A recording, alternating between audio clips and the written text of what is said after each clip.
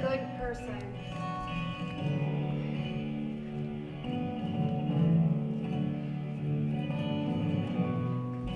He was a good person. He was kind. And he was charitable. He was most of all. Caring. And he just got lost. He was just charitable. Caring. Such a good person. And he just got lost. He got lost. Charitable. He was a good person. He was a great person. He just lost.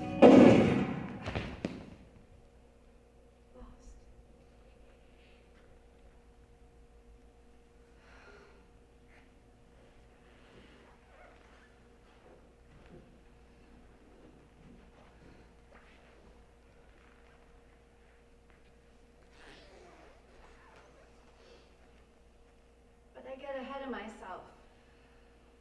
How you hear the news. Came home from a night shift and my sister Susan called saying, you know, Bill's been having a hard time of it since he got back from Iraq. He committed suicide. Wait! How did that go again?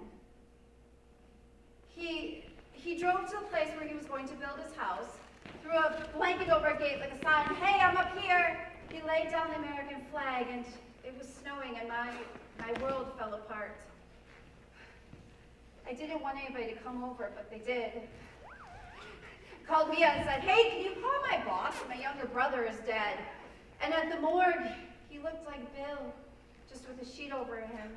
I told his friend Leo that I wanted to walk where Bill walked, tracing his footsteps through the snow. They were normal, but rapid, but never turning back. And in his car, there were all these religious books and a speeding ticket. Leo thought he was sleeping. He was trying to find hope. Angry with his wife, Brenda had moved out a couple days before because she said he had changed in Iraq and he wasn't the same person. Attendant!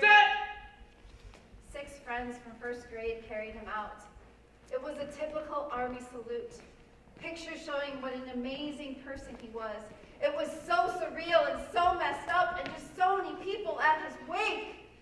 Decorative servicemen came from the White House and then they just left.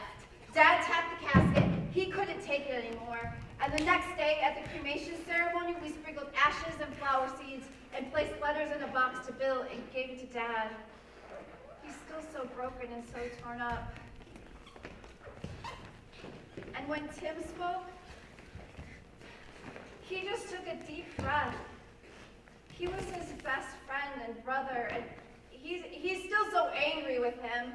I'm not angry anymore with him. I'm just mad at his decision. And then came sleep. He was always there in my dreams, and at first I welcomed him, but now I just want him to go away. And sometimes walking down the street, I see people that look like him. His height, his butch haircut, his eyes. And in my crazy world, I wanted so much to be him. I started drinking more.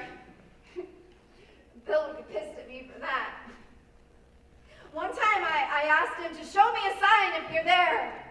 Jobless and wondering who his wife was, he had to build his life back. He hated how they treated people over there. He hated defecating in the streets, being dehydrated, but he never complained. He just sucked it up, saying it was my job.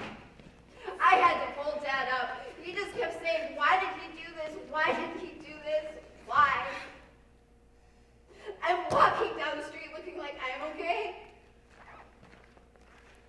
But inside, I'm falling. First heard the news, sat on the floor, drank a bottle of wine.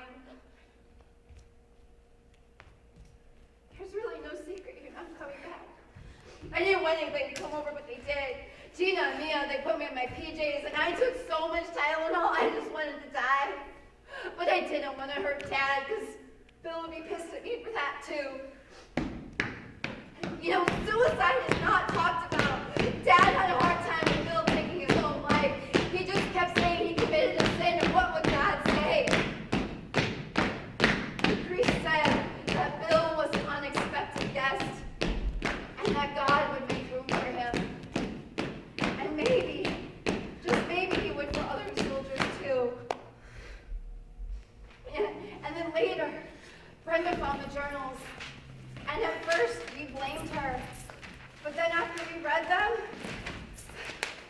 right.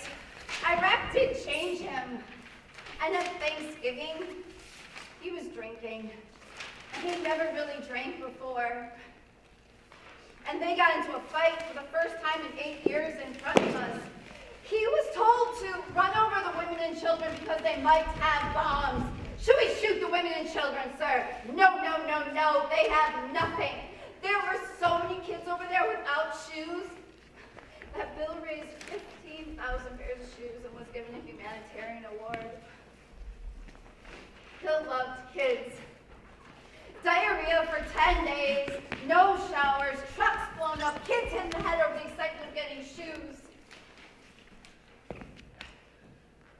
I mean, to see all of that, and then to come back to this, with all these normal people, and to a big celebration. Yeah. Tim's gonna have the same problem when he gets back from Afghanistan. It affects people differently, and I'm not ashamed to admit it. It's destroyed our entire family. Dad and Susan, they don't want to talk about it. And Tim, he's still so angry, and I'm drinking all the time. Welcome to my world. I can't cry him back, but I think I'm getting better. It comes in waves. I still try to call him. He's still in my address book. His birthday was October 13th. He would have been 43 years old. And I know that when I want to talk to him, he is there for me. And the last time I saw him, I gave him a big hug and a kiss, and I told him that I loved him. You know, the next time I see him, though, I'm going to punch him in the face first. And then I'm going to tell him I love him. Yeah. My candle is lit. And when it is done burning, hopefully I'll be done mourning. I'm not angry anymore with him. I'm just mad at his decision.